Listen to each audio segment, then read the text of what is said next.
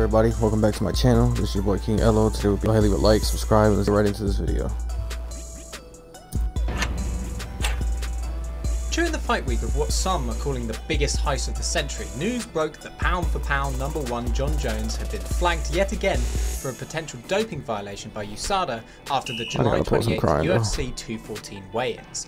The drug in question was an anabolic steroid called Turinabol, a ped that had caught out a lot of Olympic weightlifters in the Beijing and London Games. Though everything is still up in the air, Jones's team preach innocence, as well as a cryptic tweet sent out from the man himself.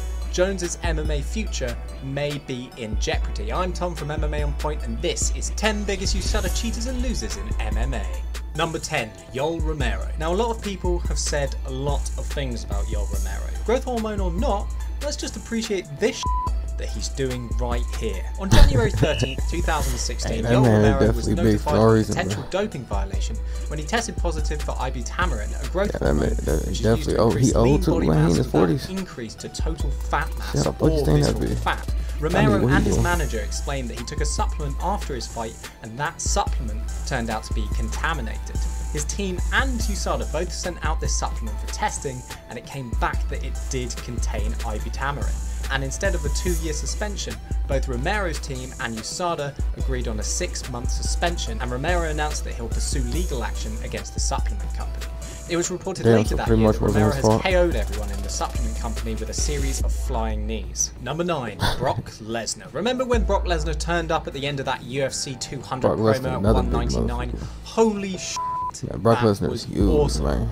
That is, unless you'd already seen it reported by Ariel Helwani hours earlier, then unlucky for you. And what a return fight he would have. He was matched up against Mark Hunt, a man who could probably knock out a truck, thank God for the opportunity, and return to his family with a bucket of honey.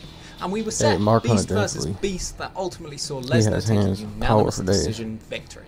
It was only a month later that Lesnar would be notified of a potential doping violation on August 23rd, and the Nevada State Athletic Commission confirmed that Lesnar had twice tested positive for the estrogen blocker clomiphene, a drug that is commonly used as an alternative to testosterone replacement therapy.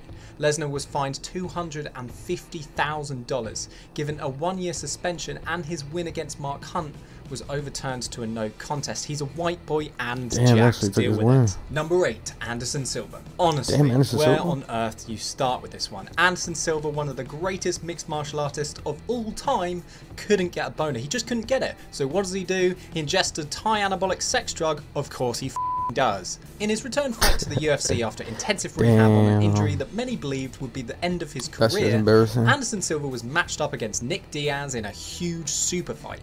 The fight ended up being pretty lackluster as the two counterpunchers failed to engage, and Silva coasted his way to a decision victory.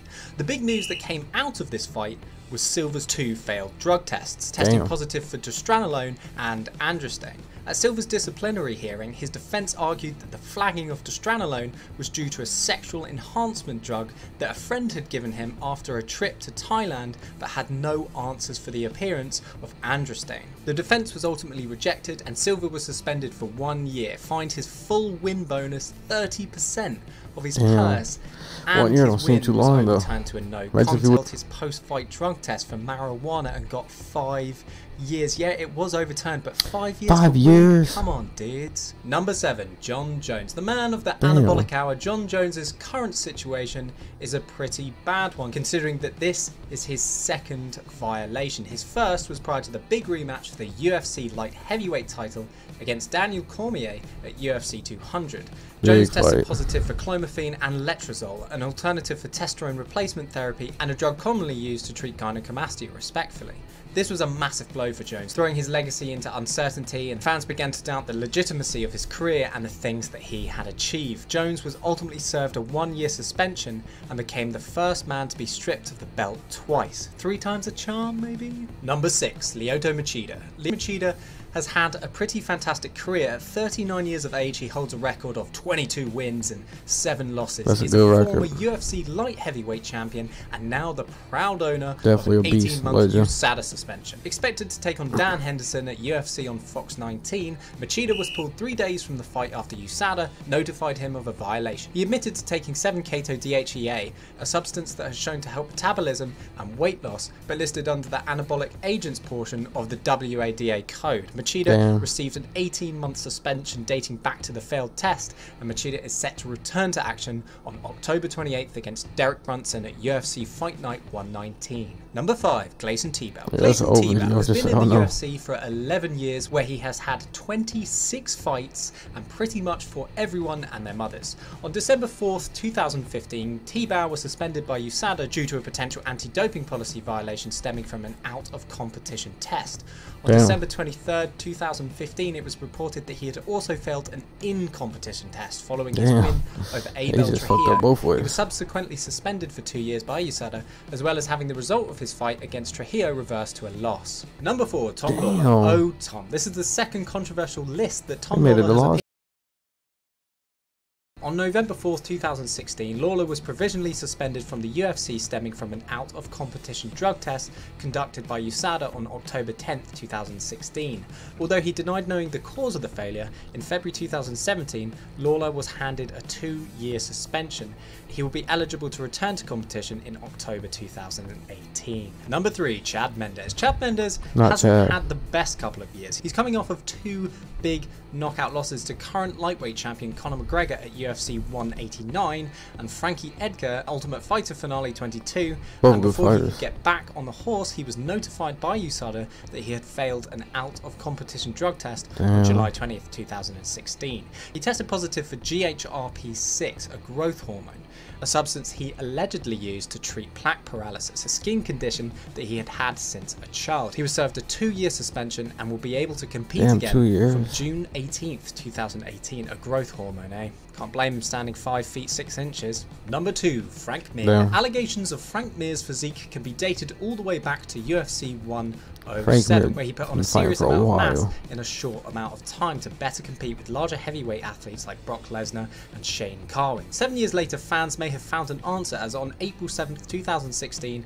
Mir was notified by USADA that the sample he submitted the day that he fought Hunt in Brisbane, Australia, tested positive for Turinabol. After a 12-month wait, Mir's case was finally settled and was given a 2-year suspension. During this time, he asked for his release from the UFC, which was granted, and on August 16th of this year, he has signed to Bellator MMA. So look out for Mir versus Ken Shamrock on a Bellator card in the coming future. Why not throw Chael in there to make it a triple threat? Number 1, Chael Sonnen and Wanderlei Silva. So I've put Chael Sonnen and Wanderlei Silva in at number 1 together purely for the goddamn storm they created in the build-up to their fight after opposing each other on the Ultimate Fighter Brazil 3. I'm aware that this wasn't actually administrated by USADA, but I think it's an important entry for when USADA was being put into effect.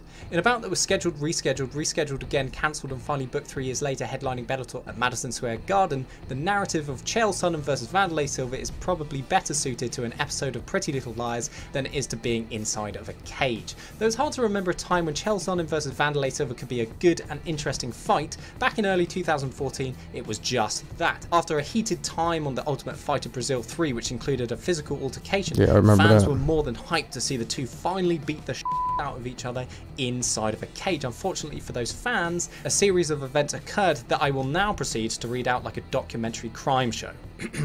May 24th, 2014.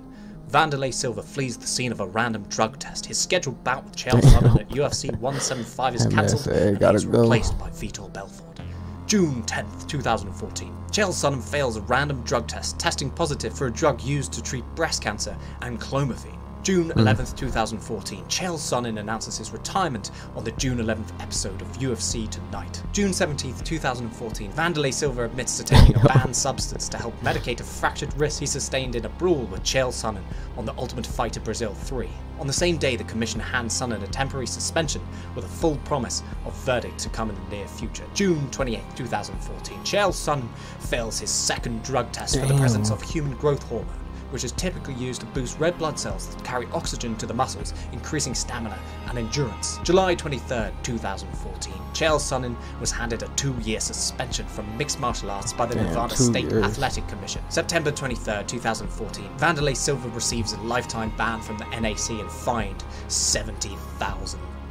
In the short of it, random drug testing had seriously ramped up that year, and the failures of both Chael Sonnen and Wanderlei Silva served as a serious warning to all the other competitors that if they wanted to cheat, they would have to deal with some serious punishments. And that's the end of the video. Thanks for watching. Go ahead, leave a like, subscribe, comment down below.